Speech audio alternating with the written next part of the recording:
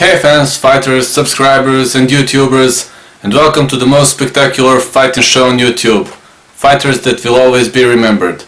This show includes documentary stories of famous boxers, UFC fighters and K1 fighters that left an undeletable trail in their sport and should always remain known and famous for their achievements.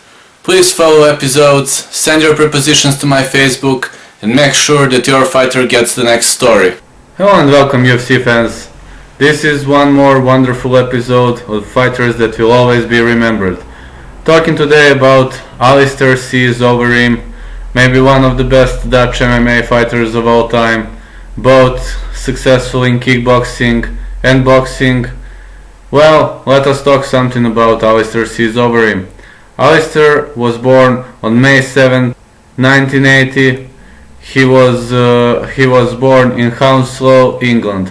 He has other names like Dream, the Demolition Man, but I think the Demolition Man is a pretty much proper name for Alistair Overeem. Nationality Dutch, British, height 6'4", weight 110, 112 kilograms, 115 kilograms, divisions light heavyweight. These were his first divisions, till 2007. After that, switching to heavyweight, reached 203 centimeters, fighting out of Amsterdam, Netherlands. Team Jackson Winkeljohn, Black Zillions, Golden Story. Coach Greg Jackson, years active 1999 till present. Since today we have an amazingly huge fan of Alistair Overeem. I'll just skip everything and you will hear everything in the show. I'll just tell you about his personal life. He has a daughter named Storm, born on 8 October 2006. Overeem's great-great-grandfather was a slave on the island of Jamaica, who became a free man and bought a large tract of land, on which he started a village which has survived and prospered until this day. His white Dutch mother was a descendant of King William III of the Netherlands, through one of his many illegitimate children. About legal issues, on 1st January 2012, following his match with Brock Lesnar at UFC 141, Overeem shoved the woman in the face, causing her to stagger back at the Wynn Las Vegas at about 3 a.m., according to the Las Vegas Police Department. Not arrested but summoned to court, Overeem was charged with misdemeanor battery and faced a maximum of 6 months in the Clark County Detention Center and a fine up to $1,000. On 28 March 2012, Overeem was given a suspended 90-day county jail sentence plus 50 hours of community service and anger management, with the potential of the battery charge being dropped if all requirements are fulfilled. However, Alistair Overeem was never in pretty much troubles with the law, and now let us welcome to our guest, who will represent you everything about Alistair Overeem. So, guest, can you please tell us something about yourself? Hi viewers out there, this is Alistair 420, aka Atremus7. I do videos on my YouTube channel for Let's Plays, UFC type fighting videos, and comedy videos. Oh, thank you. So, my first question would be, why is this about Alistair Overeem? What is so special about his fighting style? Alistair Overeem has great kickboxing and an actually really good grappling game that's very underrated. And he's also just built.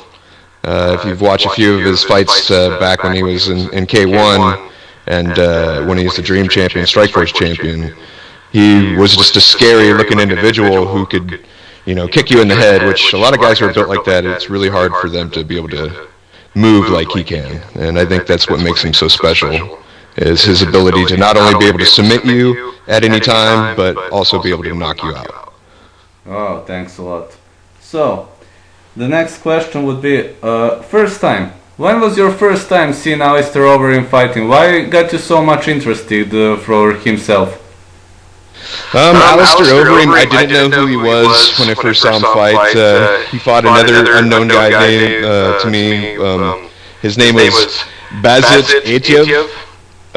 They call him Volk, I think, is his nickname. And he's a Sandshell fighter who trains with the Red Devil camp. I think that's the camp that Fedor was training out of. And Alistair was his opponent, and there's a spinning kick that Boris Aitiev landed on him.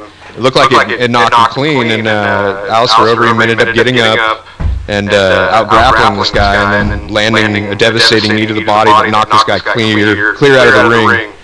And I was like, well, this guy's definitely one to watch, because you really don't see people knocking somebody clear out of the ring with a knee to the body.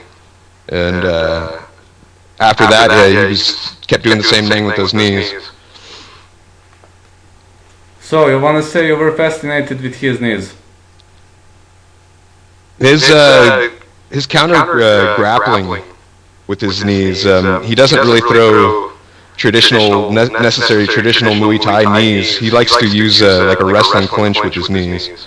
So it's definitely a hybrid type of style that I think it definitely favors him in his reach and his strength in the clinch as well. Do you remember his fight with Badr Hari? Yes, I was really surprised at the time, because Alistair was kind of an MMA guy getting into kickboxing, even though he's trained with the good kickboxing camps like Golden Glory. He was fighting probably the best kickboxer in the world at the time, in Badr Hari. Badr Hari was knocking everybody out. He was considered, I think, the K1 heavyweight champion that was uncrowned, and I didn't expect Alistair just to destroy him like that, and I was super impressed. I thought Alistair was probably going to get destroyed on technique alone, but he showed that he can hang with the best kickboxers in the world in that fight.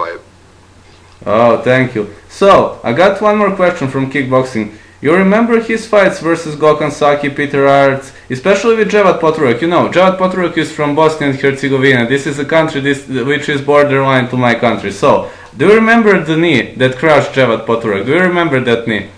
Yeah, I actually watched it the other day, because when you sent me the info on that, I was like, I don't think I've seen this, and I watched it the other day, and I was impressed, but he definitely outweighed that guy, and even the announcers were saying, and the commentators were like, the fighter you were talking about, I can't even say his name.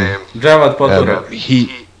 He was pressing forward a little bit too much, and it's pretty much what Alistair wanted him to do. And Alistair just kept timing those knees in the clinch, and it doesn't take very much for him to be able to take somebody out. I think there was a big size difference in that fight, and I think and the fights with Gokhan Saki, those guys trained together at Golden Glory, and I think that was one of the issues. So they kind of know each other's game a little bit too much, and definitely a size difference again. Gokhan Saki's really fast and very quick with his feet and his hands, but Alistair just had that reach and size on him, and these were the Ubereem days, when he basically took up most of the ring. He's basically a Brock Lesnar who can kickbox, and that's just one scary person. Peter Ertz is still one of my favorite kickboxers of all time. I think you kind of look like him, or you kind of got his look. You might be his child. I don't know. Maybe. But Peter Ertz can hang with anybody, and he showed it in that fight with Alistair that even though Alistair was just a little bit more physical than him, he was able to still hang in there. And Alistair ended up winning a decision over him, which was a clear decision, but Peter Ertz, I don't know, man. He might not look like the prettiest kickboxer out there when he throws his techniques, but he can hang with anybody. Oh, thank you so much. I was just about one more question before we go to Ubereem days. Alistair Overeem has 16 years of fighting. This is really, really long period. Alistair Overeem is 35 years old, if I remember well. So, what are your thoughts about him generally? This is very long period of competition. And over this time, I think he's had over 70 fights total. I don't know if that's adding the kickboxing together. I think it is adding the kickboxing, but that's not even adding his amateur record.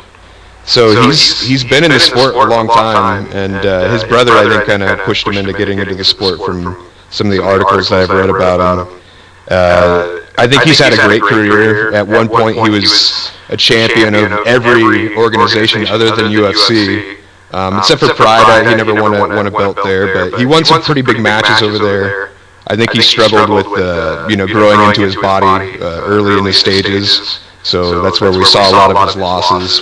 I think he was getting comfortable with his body, and started to figure out that being a heavier fighter and not losing so much weight was probably the best thing for him, because when he jumped up to heavyweight, he started winning way more fights and was way more consistent than when he was a light heavyweight. Oh, thank you. Can you tell me something about Ubereem days, really? You mentioned that a few times. So, what are Ubereem days for you?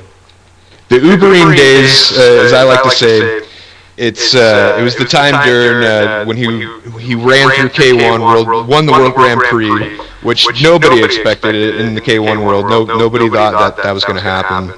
And let's see, and then not only that, he was a Strikeforce champion, pretty much during that time, and he was the Dream champion. Now, the reason why I say he's Ubereem, because the guy had muscles on top of muscles on top of muscles. I mean, the guy just looked jacked. And he did end up getting caught after maybe one or two UFC fights for elevated testosterone.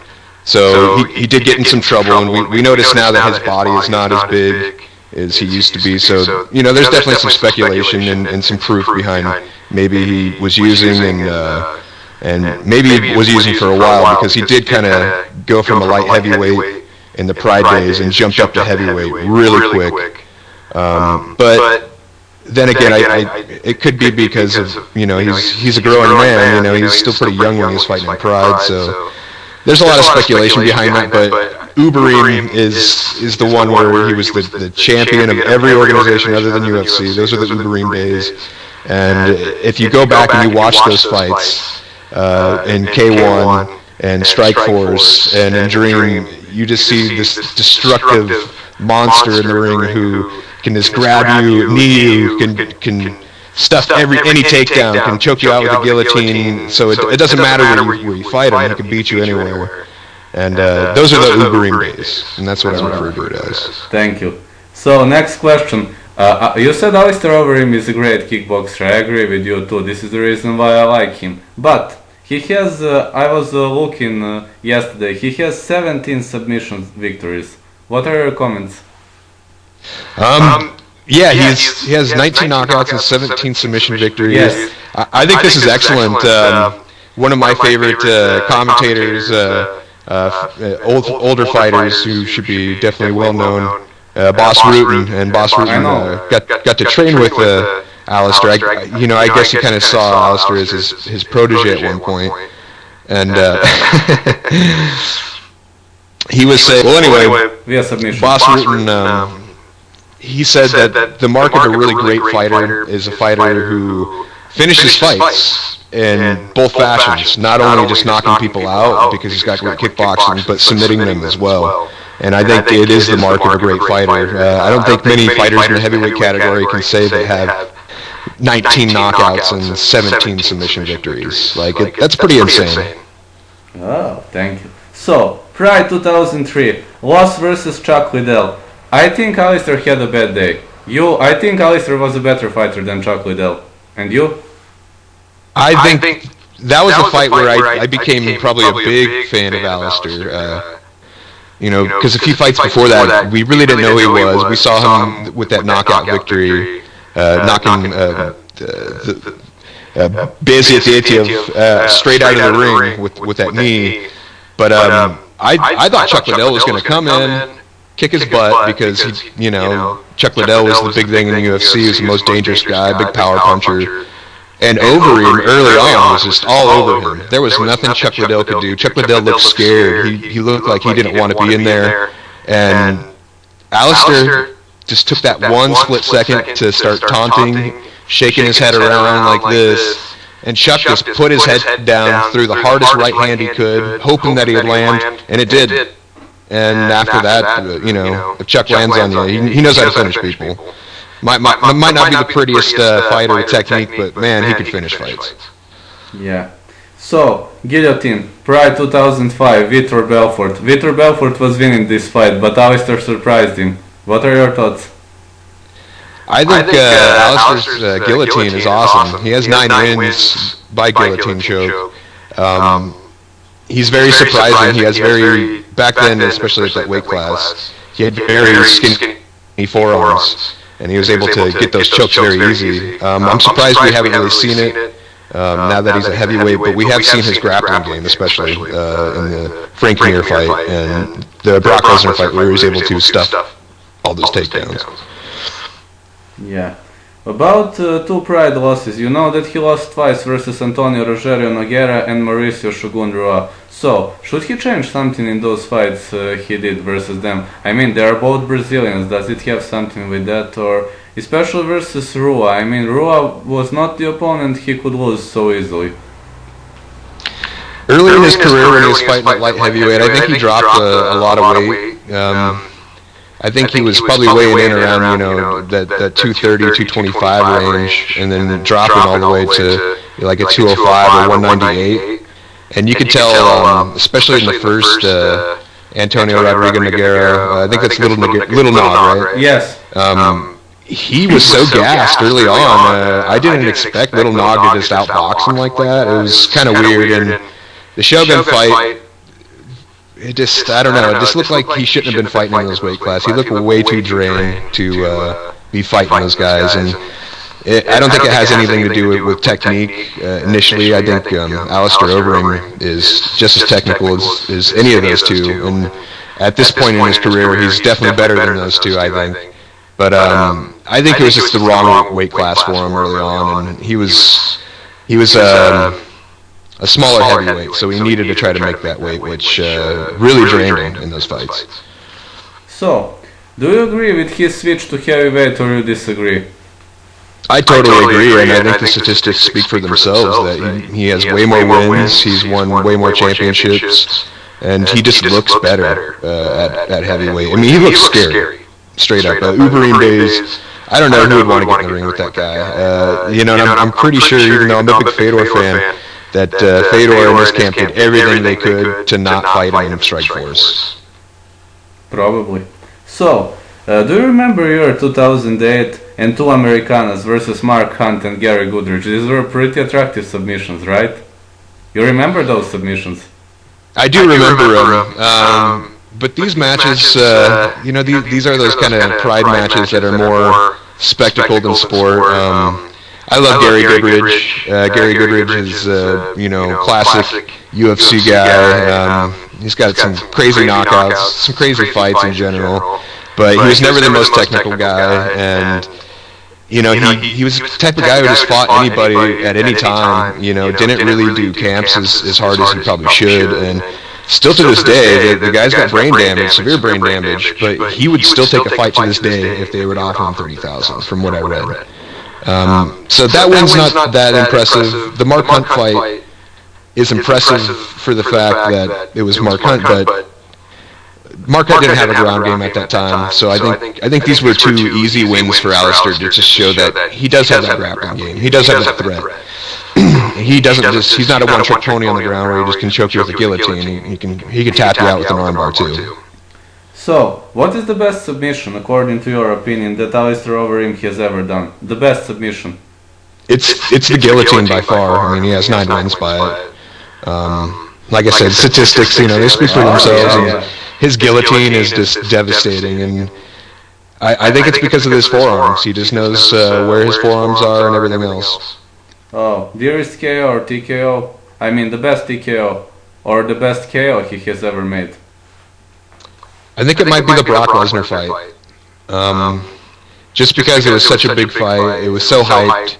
I was a little worried, because Brock Lesnar is a great wrestler, and early in Alistair's career, he did get out-grappled a few times, like in the Shogun fight and the Arona fight. So I was a little worried, but he was jacked. This is probably the last fight of Ubereem before he ended up getting caught and had to cut weight. But it was crazy. Looking at these guys stand next to each other, both guys about the same size, same height, same muscle. It was incredible, and that body kick, just destructive. And right before the body kick, I think the body kick was actually weaker than the knee he landed first. The knee is what hurt him initially, and then the body kick is just the topping on the cake, Do you remember his fight versus James Thompson? James Thompson was a really, really aggressive badass, and only 33 seconds and standing guillotine. Do you remember that fight?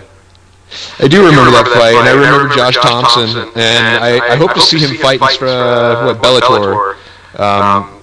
I think he's still got some good fights left in him. I'm kind of looking for them to try to throw him in with Fedor, because it doesn't look like they want Fedor to fight anybody that's good. So they might as well just throw James Thompson in there because he's a name. But James Thompson, he just looks like a badass. He's not really the greatest fighter out there. He's got a lot of losses, and but in the Pride days, man, the spectacle of making somebody look really terrifying. They did a really good job of making James Thompson look very scary and badass. But I expected Overeem to destroy him, and the guillotine doesn't really surprise me. Obviously, with the 9 victories with that move, and he made a guy who's not the greatest grappler shoot in on him to get that guillotine by outstriking him. So very smart. I need to ask you one more thing about his fights.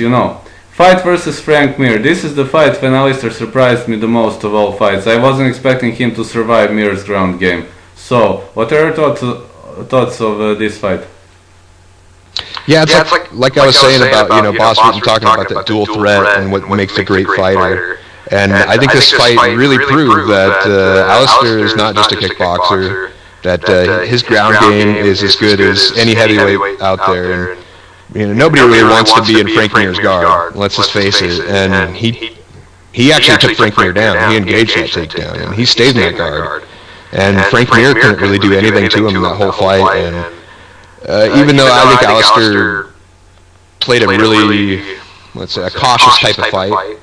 I think that's the type of fight that you need to do later in your career, because we've seen him get knocked out a few times pretty viciously. So I think we're starting to see the evolution of Alistair and really his technique shine. And I think that's the fight that really shows that he is a dual threat everywhere. And Frank Mir is an awesome grappler. Let's just face it, probably one of the best jiu-jitsu guys in heavyweight.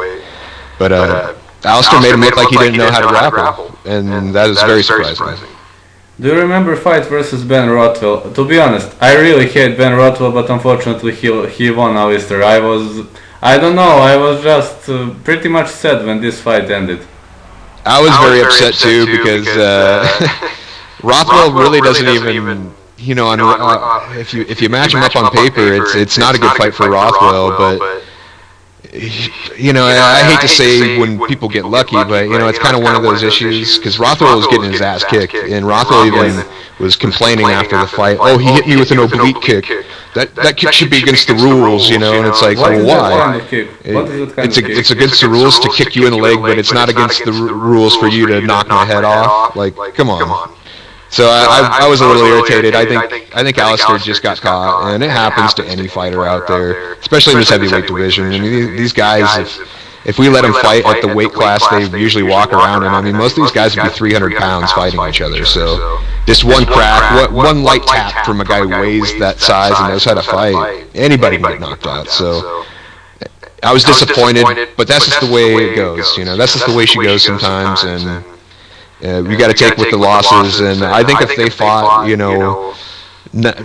times, Alistair would win 9 of those 10 fights, and I'm sure a lot of other people and a lot of other experts would agree with that. What are your predictions for Alistair Overeem's match versus Junior Cigano dos Santos? That's a tough one. I got it at 50-50 right now. I think somebody's going to get knocked out. And if somebody doesn't get knocked out, I could see Alistair actually winning the grappling exchange and taking Dos Santos down and doing what he did to Frank Mir. I think that would be the best strategy against Dos Santos, for the fact that Dos Santos has really good hands, probably the best boxing at heavyweight still. I'd say it's kind of a toss-up between him, Andre Arlovski, Stipe Miocic, but I think I want Alistair to win, obviously. He's still one of my favorite heavyweights, probably my favorite heavyweight right now. And I think he has that dual threat, and he could be champion someday if he does win that. But as of right now, I would have to say it's a 50-50 toss-up. Somebody's getting knocked out in that fight. Oh, all right. So, you think Alistair would be a champ? When will this happen, according to your predictions? It all depends on this next fight. If he beats Dos Santos, and even if it's a close fight and he wins, I think he's next in line. I think you can't deny that. And he already has a win over Ubereem. And Verdum, Frank Mir, and Brock Lesnar, I think, are his biggest wins overall. And I think because he has those wins and because he's fought all those great fighters, that he could beat anybody at his weight class on his best day. And I think he's been incredibly unlucky in some of his fights, even though he's technically better than most of the people he's fighting. Sometimes he does get caught, and that's one thing I worry about the Dos Santos fight, because Dos Santos does have great hands, but if he wins that fight, I think he'll get a shot at Verdum, and we'll get to see the rubber match, since they both got a win over each other. And I think Verdum looked scared in their last fight, and I think Verdum is probably hoping to fight Dos Santos, even though Dos Santos knocked him out within like 30 seconds when they fought. So I think he'd still rather fight Dos Santos, just because he doesn't want to get hit with a knee to the body. So, you told me last time that the dearest victory is the victory versus Fabricio Verdum. So, why is that victory? I mean, my dearest victory is versus Brock Lesnar, because I really and honestly hate Lesnar. You said versus Fabricio Verdum. Why is that fight your dearest victory, your best victory? Why? The reason why I say that is because Verdum is a champion, and Verdum is not only one of the best submission grapplers in the world. You know, he probably is the best. Him and Frank Mir are the best grapplers in that weight division, and not only that, his striking has gotten so good. I didn't actually expect him to beat Cain Velasquez, and he dominated that fight. And I think that win really solidifies Alistair. You know, a lot of people like, oh, that was years ago. That was in Strikeforce. That was when he was juicing. But you know, technically, Verdum couldn't keep him to the ground. You know, Verdum was doing the butt scoop position. Verdum was falling to his butt because he was scared to stand up. And I think that's the biggest win, because if we look at Verdum and his biggest wins, this guy submitted Fedor, he submitted Cain Velasquez. You know, those are some big wins, man. And I don't think anybody can really argue that. You know, I guess the Brock Lesnar at the time was probably his biggest win, and probably the most epic fight anybody's ever seen of his. But the Verdum fight, I think, is the most important, and it's the one that still makes me think that he can be a champion. Oh, thank you. And the last question, do you have something to add to all of those conversations, something maybe we missed, or something maybe you would like to add about Alistair Overeem? No, man, I think we pretty much got it, man. I had a really good time with the interview, man, and I like your questions. I think your questions were pretty much spot on. I hope I didn't make too many mistakes when I'm doing my replies, you know. Hopefully I don't sound like I'm reading straight off a teleprompter. Oh, no, don't worry. You don't sound like it. So, thanks a lot for being my guest in this show. Don't forget to follow us on Facebook, Twitter, and subscribe us on YouTube. Send us your propositions to make sure to see your favorite fighter in this show. Thanks, and see you all in the next episode.